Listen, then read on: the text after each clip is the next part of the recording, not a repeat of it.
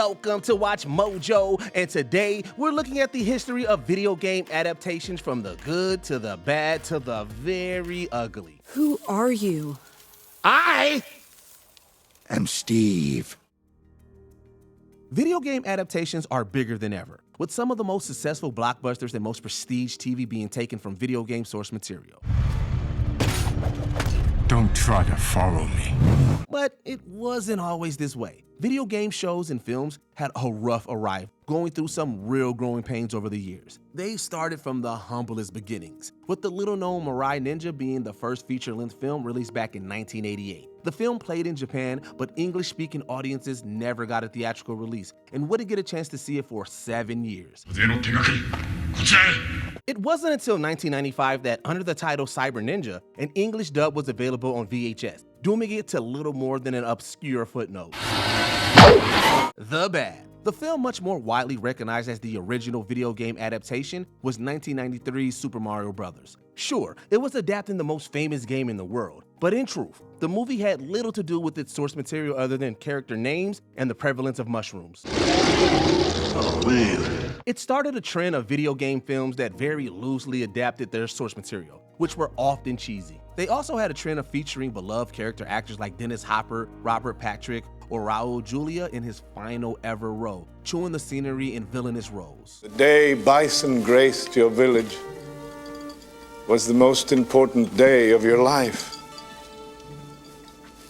But for me, it was Tuesday. Often flops and critically panned for a good reason, these films usually still had some charm to them, with many going on to achieve cult classic status. Okay. So burning down the theater was a bad idea. The good. At the same time that these adaptations were floundering at the box office, they were flourishing on TV. In the 90s, several shows aimed at children took the world by storm. Is this white that's cool or what? Shows based on Sonic the Hedgehog and Mega Man became respectable hits, as did an Emmy-winning game show based on Where in the World is Carmen Sandiego, which even received a spin-off in an animated series. By far the most successful adaptation was based on a recently released game for the Game Boy. Hi, Pikachu! Pika. Thanks in no small part to the anime's success, Pokémon became the most profitable media franchise of all time, even getting numerous film releases following the show's plots and characters. Pikachu! Pika-me! The ugly. With the profitability of that franchise, film studios saw how valuable video game IP could be. As the new millennium dawned, companies began to crank out more and more adaptations, each more soulless than the last. See how easy that was?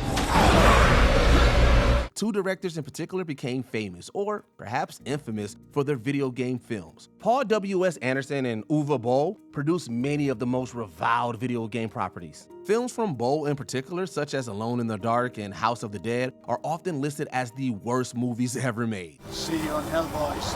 Everybody get down! These and others released at the time were cheap cash grabs from people who neither understood nor cared about what they were adapting. We have to stop anything from getting to the surface. By any means necessary. The bad. There was hope, however. Over the years, creators began putting in the effort to create well-made films based on video games, some even launching franchises. They weren't all terribly successful at first, however. While far from perfect, 2006's Silent Hill was an early example of real talent existing behind the scenes, including director Christoph Gaunt and Academy Award-winning screenwriter Roger Avery penning the script. If you don't want to do this, I'll understand. Prince of Persia: The Sands of Time was meant to spawn a mega franchise, with Disney giving it a roughly $200 million budget, essentially unheard of for a video game film at the time. What aren't you telling me? Warcraft and Assassin's Creed would follow suit years later, with big budgets and respected directors. Take it. Do what you couldn't do 30 years ago. While all these films were relative disappointments, they at least showed some promise, proving that talented people who cared about games were finally getting a chance to helm these projects. I feel restored. We need you. We've been agonizing over our options. Some of us believe there are no options. The good. Much like they had decades prior with Mirai Ninja, Japan released a respected video game film that the US never saw a theatrical release of, with Takashi Miike's Ace Attorney. The Western Hemisphere would catch up eventually, as in 2019, a video game film earned a positive Rotten Tomatoes score.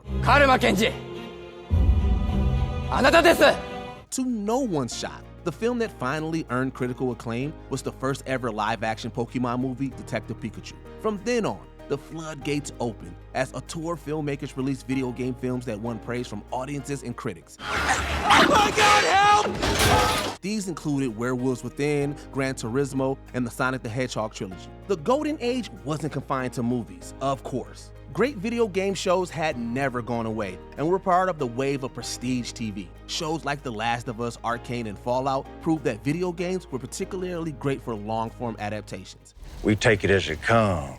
Before we continue, be sure to subscribe to our channel and ring the bell to get notified about our latest videos. You have the option to be notified for occasional videos or all of them. If you're on your phone, make sure you go into your settings and switch on notifications. Today, some predict that video game adaptations may even overtake superhero movies in terms of cultural relevance. Oh, we have hit the big time.